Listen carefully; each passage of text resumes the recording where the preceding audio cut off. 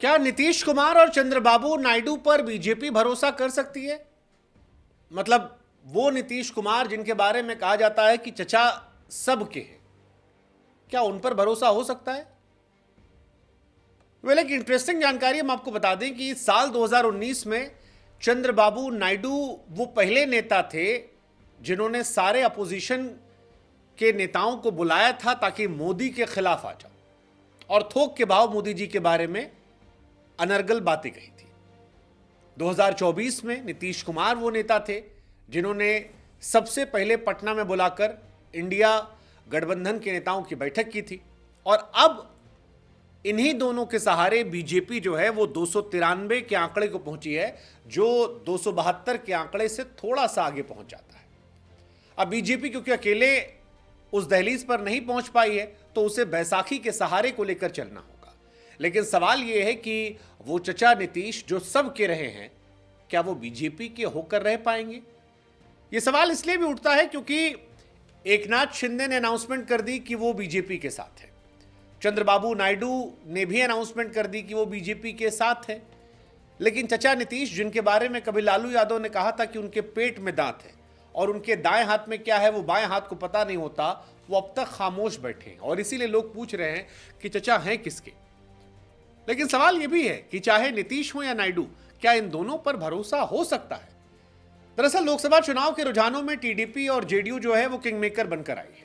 NDA का सारा दारोमदार JDU प्रमुख नीतीश कुमार और टीडीपी अध्यक्ष चंद्रबाबू नायडू पर टिका है और अब देखना होगा कि नीतीश और नायडू क्या एनडीए के साथ बने रहेंगे या फिर समय देखकर पलटी मार देंगे। बीजेपी को झटका लगा है।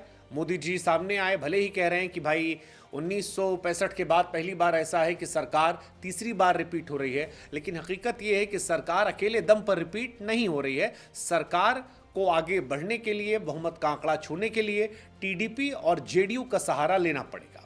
ऐसे में बीजेपी उन्हें साथ रखना चाहती है तो इंडिया गठबंधन जो है वो उन्हें अपनी तरफ लाने की कोशिश कर रहा है। अब सवाल यह कि नीतीश और नायडू क्या एनडीए के साथ रहेंगे या वक्त देखकर पलटी मार देंगे? सबसे बड़ा सवाल नीतीश कुमार को लेकर, क्योंकि नीतीश कुमार कब क्या कैसे फैसला ले ये नीतीश के सिवा कोई नहीं जानता है।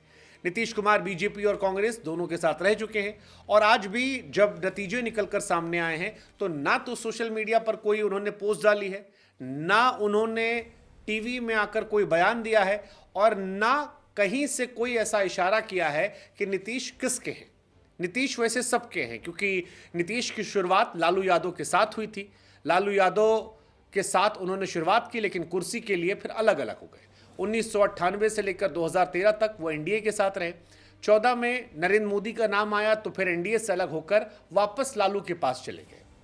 लालू के पास गए तो 15 में साथ में चुनाव लड़ा। उसके बाद फिर 17 में बीजेपी के पास आ गए, बीजेपी के साथ फिर कुछ दिन रहे।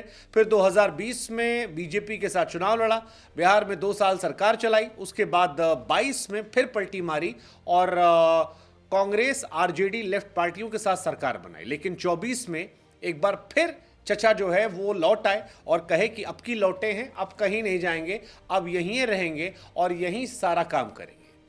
अब सवाल यह है कि जो चचा अपनी मनमर्जी से इस पलटी से उस पलटी जाते हैं और जिनको लेकर विपक्ष भी कह रहा है कि चचा बैठे भले उधर है लेकिन वो हमारे दिल में भी है और हमको भी यकीन है कि वो चचा हमारी तरफ आ जाएंगे। ऐसे में क्या वो नीतीश एनडीए के रह पाएंगे? ये बड़ा सवाल है। एनडीए के साथ रहते हैं तो बीजेपी के लिए सियासी मायने मुफीद रहेंगे, पलटी मारते हैं तो फिर इंडिया गठबंधन के लिए संजीवनी काम करेंगे।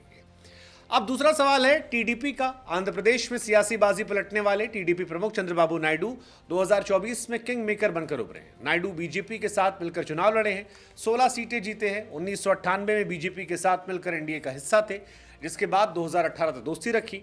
आंध्र प्रदेश के लिए विशेष राज्य का दर्जा की मांग कर बीजेपी से गठबंधन तोड़ा और विपक्षी खेमे का हिस्सा बने।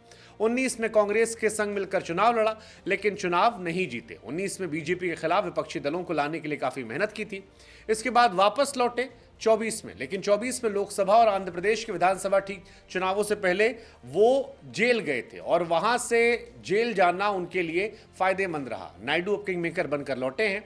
ऐसे में नायडू अगर एनडीए के साथ रहते हैं तो बीजेपी के लिए बल्ले बल्ले, लेकिन अगर नायडू खिसक लेते हैं तो फिर बीजेपी के लिए मुश्किलें बहुत सारी होने वाली हैं। सवाल यही कि नायडू और नीतीश क्या गुल खिलाएंगे, क्या बीजेपी के साथ रहेंगे या चचा जो है वो इधर से उधर जाकर नई सरकार को समर्थन देंगे। देखते हैं नीतीश और नायडू किसके हैं, एनडीए के या आईएनडीआईए के।